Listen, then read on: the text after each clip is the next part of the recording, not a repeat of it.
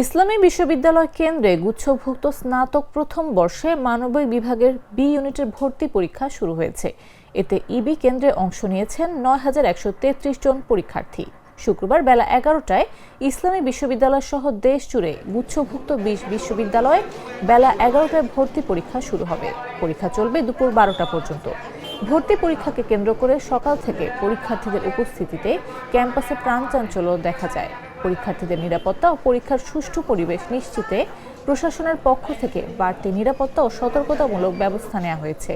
আইন শৃঙ্খলা পরিস্থিতি স্বাভাবিক রাখতে ক্যাম্পাসে পুলিশ ও আনসার সদস্য মোতায়েন করা হয়। এছাড়া ভ্রাম্যমাণ আদালতও পরিচালনা করা হয়। শিক্ষার্থীদের সহযোগিতায় প্রক্টোরিয়াল বডির পাশাপাশি বিএনসিসি ও রোভার স্কাউট সদস্যরা দায়িত্ব পালন করছেন। এছাড়া বিশ্ববিদ্যালয় প্রশাসনের উদ্যোগে তথ্য স্বাস্থ্য কর্নার থেকে শিক্ষার্থী ও অভিভাবকদের বিভিন্ন সেবা দেয়া হচ্ছে।